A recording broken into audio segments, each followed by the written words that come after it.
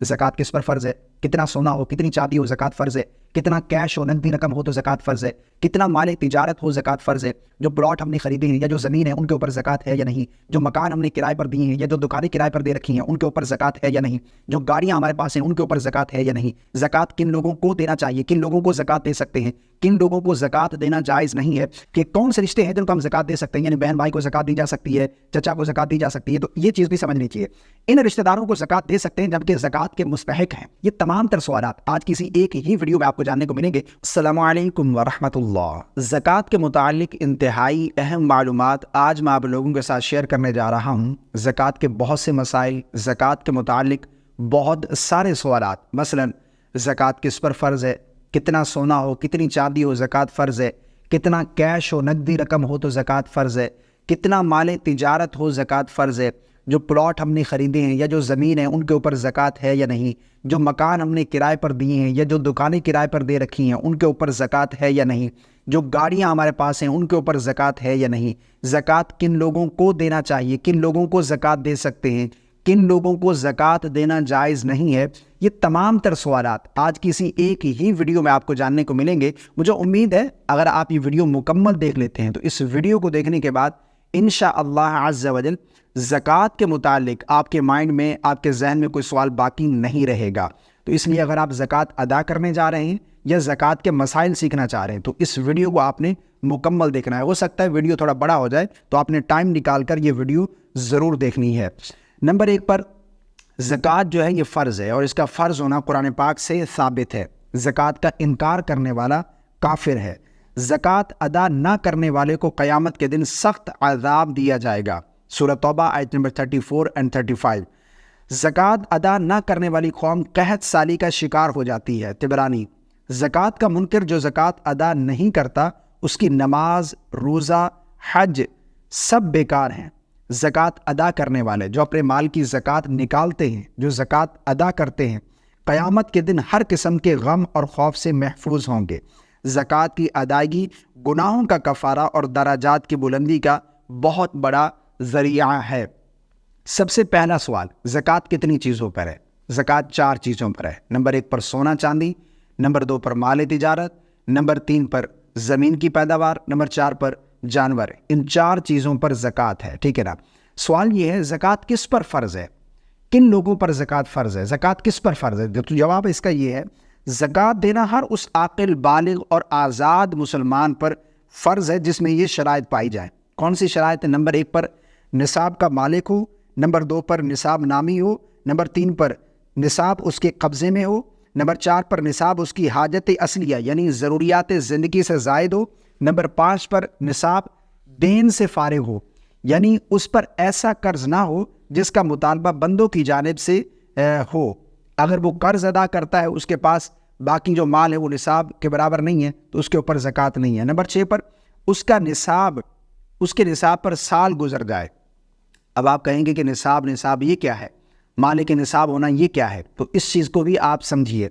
माल के निसाब होने से मुराद ये है कि उस शख्स के पास 7.5 तोले सोना या इससे ज़ायद, या फिर 52.5 तोले चांदी या इससे ज़ायद, या फिर इतनी मालियत की रकम हो यानी 52.5 तोले चांदी की जो वैल्यू है, जो कीमत है, इतनी रकम उसके पास हो, या फिर इतनी मालियत का माल तिजारत हो यानी ना सोना है, ना चांदी है, ना कैश है, माल तिजारत है।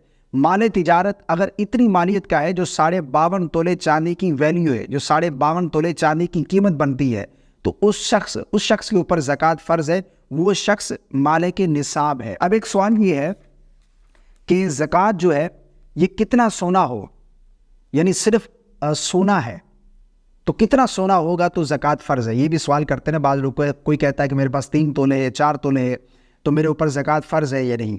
तो याद रखिएगा सिर्फ अगर सोना है आपके पास, बाकी कुछ भी नहीं है, सिर्फ सोना है आपके पास, तो जब तक वो 7.5 तोले सोना या इससे ज़ायद नहीं होगा आपके ऊपर ज़कात फ़र्ज़ नहीं होगी।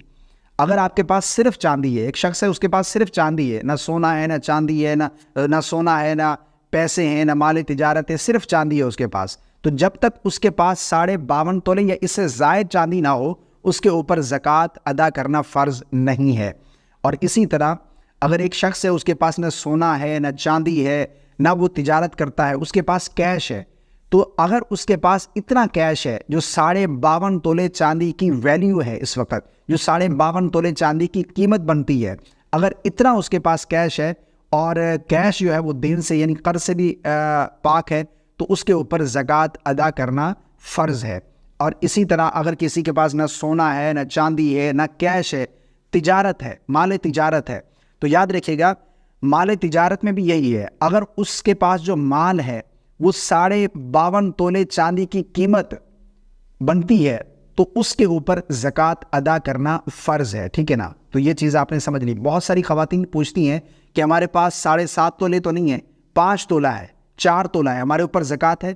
تو یاد رکھیں اگر صرف سونا ہے، اس کے علاوہ کچھ نہیں ہے، نہ چاندی ہے، نہ اس کے پاس کوئی کیش ہے، نہ اس کے پاس مال تجارت ہے، تو اس کے اوپر زکوٰۃ نہیں ہے جب تک 7.5 تولے یا اس سے زائد نہ ہو، ٹھیک ہے نا؟ اگر کچھ سونا ہے یعنی 2 تولے سونا ہے اور اس کے پاس کچھ چاندی ہے، یا پھر اس کے پاس کچھ کیش ہے، یا پھر اس کے پاس کچھ مال تجارت ہے، کوئی دوسری چیز بھی اس کے ساتھ ہے، تو پھر 52.5 تولے چاندی کی قیمت دیکھی جائے گی۔ 52.5 تولے چاندی کی جو قیمت بنتی ہے، اگر اتنی اس کے پاس مالیت ہے تو اس کے اوپر زکوٰۃ ادا کرنا فرض ہے، ٹھیک ہے نا؟ تو یہ چیز آپ نے کلیئر کرنی ہے۔ میں اس کو بار بار اس لیے بیان کر رہا ہوں، بعض خواتین یہ پوچھتی ہیں کہ میرے پاس 5 تولے ہیں تو میرے پر زکوٰۃ فرض ہے یا نہیں؟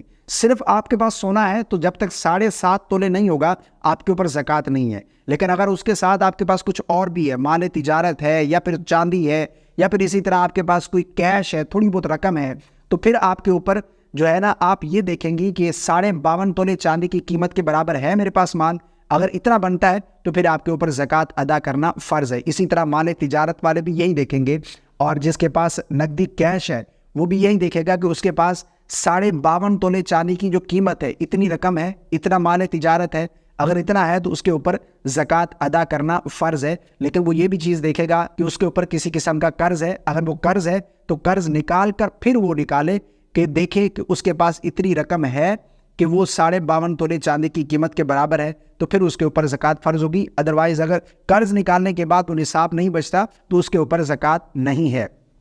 اب کچھ سوالات ہیں جو اکثر لوگوں کی طرف سے پوچھے جاتے ہیں، بعض لوگوں کے مائنڈ میں ہوتے ہیں، وہ بھی یہاں پر میں کلیئر کر دیتا ہوں۔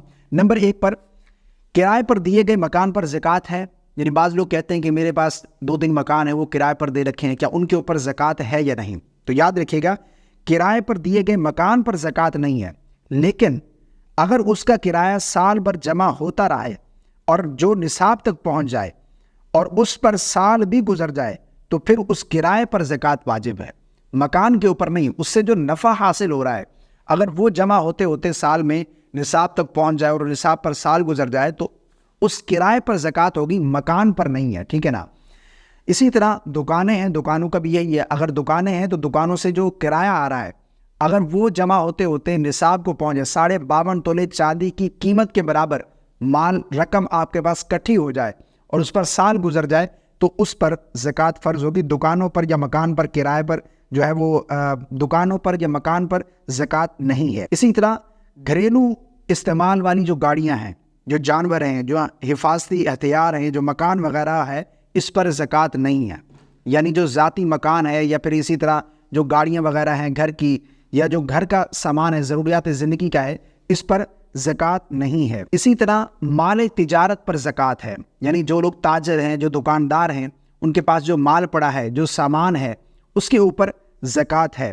دکان کسی بھی قسم کی ہو، اس کے سامان تجارت پر زکوٰۃ دینا واجب ہے، اس شرط کے ساتھ کہ وہ مال نصاب کو پہنچ جائے اور اس پر 1 سال گزر جائے۔ نوٹ، دکان کے تمام مال کا حساب کریں، یعنی جو بھی آپ کے پاس دکان میں مال پڑا ہے اس کا حساب کریں اور اس کا 40واں حصہ پھر آپ زکوٰۃ نکالیں گے۔ لیکن یہ بھی دیکھنا ہے کہ جو مال آپ کے پاس پڑا ہے دکان میں، اگر وہ مال کاؤنٹ کرتے ہیں، جو آپ نے قرض دینا ہے، یعنی ہوتا ہے نا کہ لین دین ہوتا ہے، جو قرض دینا ہے یا پھر جو قرض لینا ہے اس کو بھی آپ کاؤنٹ کریں گے۔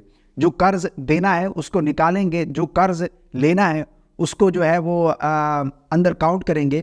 اگر پھر مال کے نصاب بن جاتے ہیں، یعنی پھر آپ کے پاس اتنا رقم بنتی ہے، اس کی جو مال تجارت کی ویلیو اتنی بنتی ہے کہ 52.5 تولے چاندی کی جو قیمت ہے تو پھر اس کے اوپر آپ زکوٰۃ ادا کریں گے اور 40واں حصہ یعنی 2.5% زکوٰۃ ادا کرنی ہے۔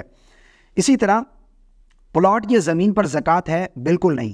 جو پلاٹ منافع حاصل کرنے کے لیے لیا ہے اس کے اوپر زکوٰۃ ہے، یعنی ایک شخص نے پلاٹ لیا ہے، اس کا یہ ارادہ ہے، اس کی یہ نیت ہے کہ یہ میں نے پلاٹ لیا ہے، آج 50 لاکھ کا ہے، 2 سال بعد 10 لاکھ کا ہوگا، جب مہنگا ہوگا تو میں بیچ دوں گا، تو اس طرح کی جو زمین پلاٹ ہیں ان کے اوپر زکوٰۃ ہوگی۔